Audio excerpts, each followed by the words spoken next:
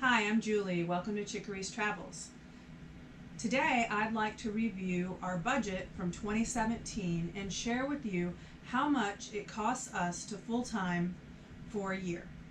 Now, I've written a blog previously where I went over all of our monthly expenses and detailed every single line item and gave more background on them. So I'm not going to go into that detail today.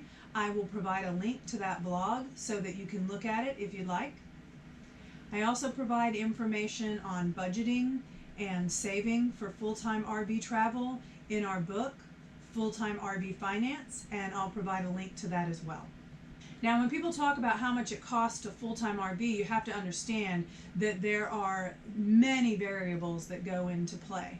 And I'm going to talk about how much it costs us to full-time RV, and that is based on our preferred style of RVing. So we tow a 44-foot fifth wheel RV with a Chevy Silverado HD. It's a dually diesel truck. We like to stay in full hookup campgrounds, and since both of us are working, it's important for us to have internet and cell phone connections. In addition, Sean travels quite a bit for his work away from the RV. Like, we might be in Florida and then next week he has to be in California. We're not going to drive there, he's going to fly. So we usually are within about an hour and a half of an airport at any given time. So with that background, let's go through the variable expenses that we have. Number one for us is campgrounds. Now, since we are working full-time and in addition Sean travels a lot for work, as I mentioned, and I often go with him, we like to stay longer at the locations that our RV is parked at. And that's because we need more time to fully experience an area. We want to be able to enjoy our weekends in a local area and really get to know it before we move on. And because of that, we are able to take advantage of the monthly rate. And that really helps to keep the expenses down on full hookup campgrounds, which can get rather expensive. This year, we stayed in 11 different campgrounds. 4 of them were military campgrounds because we are both 20-year military veterans. 6 were private campgrounds and only 1 state park. We actually had reservations at 3 other state parks, and we were so disappointed that we had to cancel them because of Hurricane Irma. So our average monthly cost for 2017 for campgrounds was $575. The highest monthly cost was $1,500, and that was when we stayed at Fort Belvoir in Northern Virginia. It's in the Washington, D.C. metropolitan area, which is why it's so expensive. But we think it's worth it because our oldest son and our future daughter-in-law both live right by there, and it gives us an opportunity to get to spend time with them.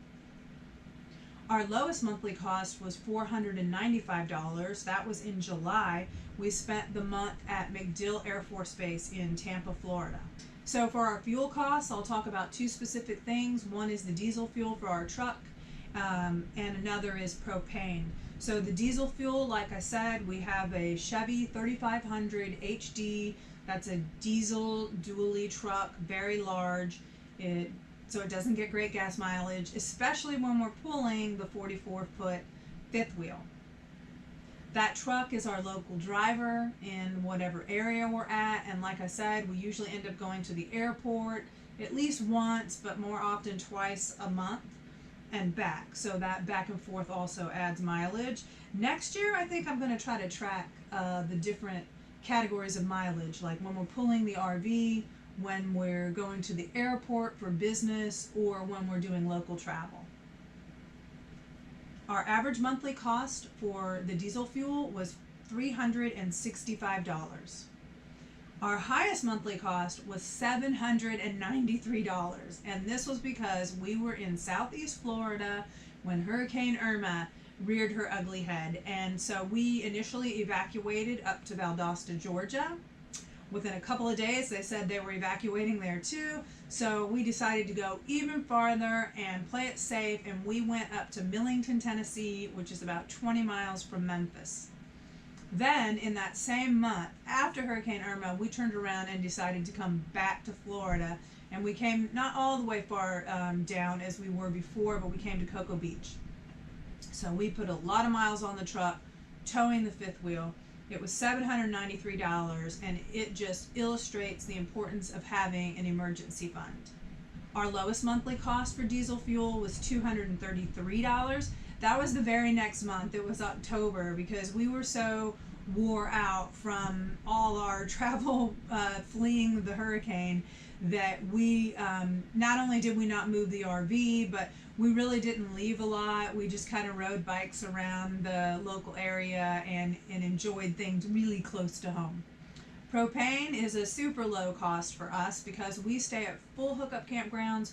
We only use propane for cooking. So I have a stove top and an oven that are both propane. I do cook just about every day, 2 meals a day. We usually have cereal for breakfast, but I'll cook lunch and dinner, and often use at least the stove top at lunchtime and both for dinner time. But we only paid $52.76 in the entire year last year for propane.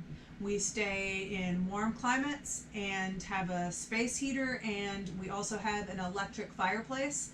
So we really don't use propane for heating. Maybe every now and then when I wake up in the morning, I'll flip the switch to the furnace just to get the bathroom nice and toasty before I take a shower if it's chilly out. But besides that, we rarely use propane for heating.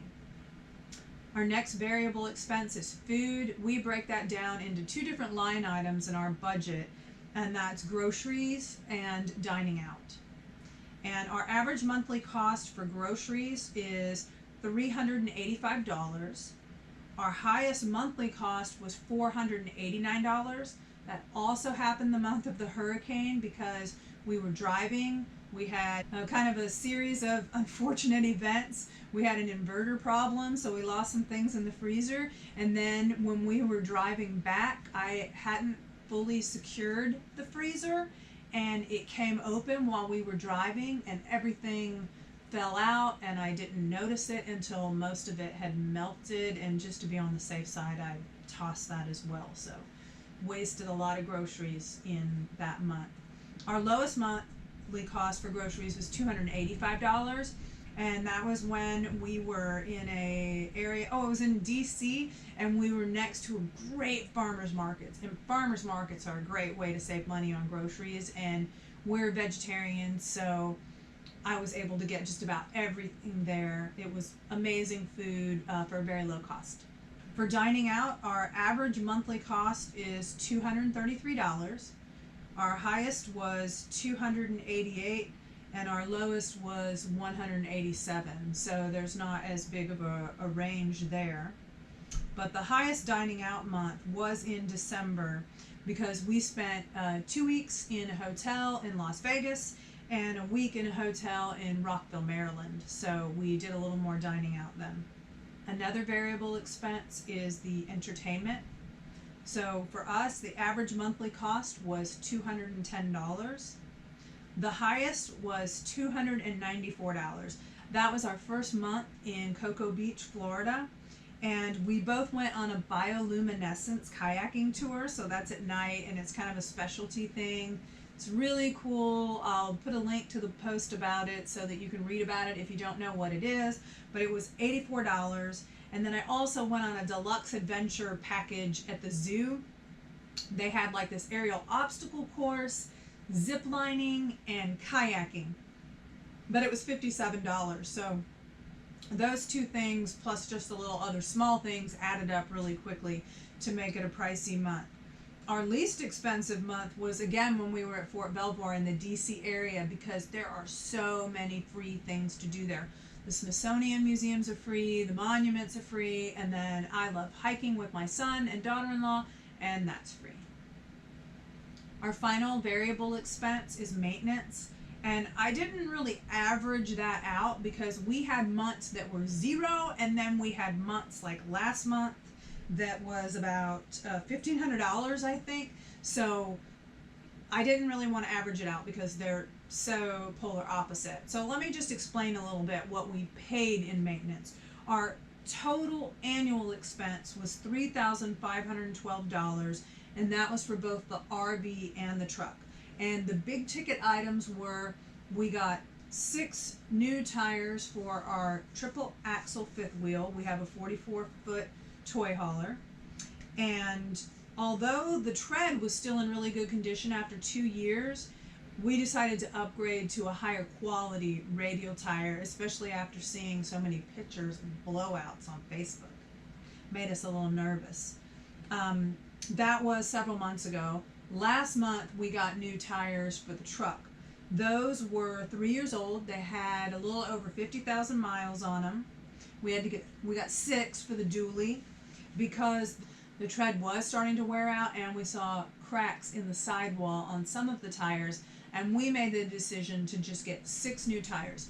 We think that tires are worth the expense because our lives and our home and all our belongings are riding on those whenever we're going down the road.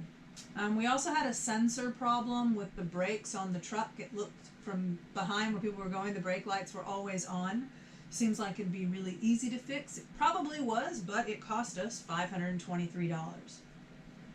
And then finally, Sean built a custom water filtration system. That was not expensive, but it was the 4th most expensive thing on the list at $179.55. So you can see it really was the tires and then that one sensor thing that was the bulk of our maintenance budget. And then we had other small things throughout the year. We purchased bearing grease.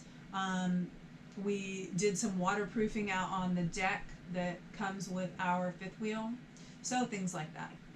Finally, our fixed expenses included things like our annual RV registration and truck registration from Florida, the roadside assistance, RV insurance, truck insurance, health insurance, life insurance, mail service, laundry, clothing, satellite TV. We have streaming subscriptions to Hulu, Netflix, and Stars.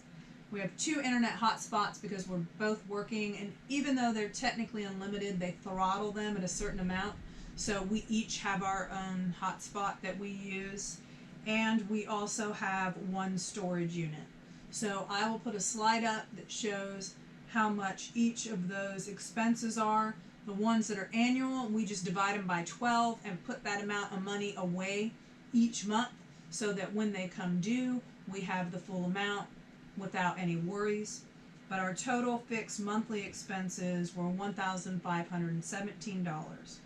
So if you add together our variable and our fixed expenses, our average monthly cost to RV full-time at full hookup campgrounds with amenities, eating out, spending actually a decent amount of money on entertainment, I think. I mean, it included like a 5-day pass to Disney, Universal Studios, not being overly extravagant, but still living very comfortably.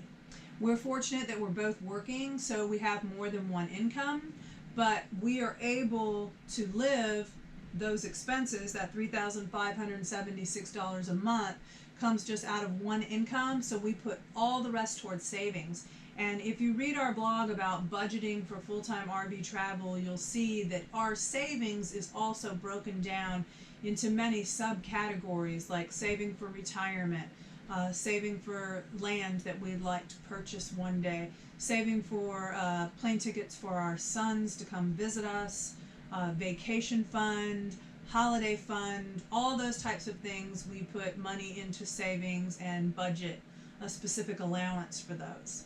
In addition, this year, January of 2017, we set a very aggressive goal to become debt-free by the end of 2018. As a result, in just 12 months, actually a little under 12 months, we have so far paid off $91,000 in debt. The truck is completely paid off. The student loans are completely paid off. And now we're working to finish off paying off the RV this year. The beautiful thing about budgeting is that you get to choose what your financial goals are. I hope you found this video helpful, and if you liked it, Please hit like on the video, and also please subscribe and let me know if there's anything else that you'd like to hear about our full-time RV travels.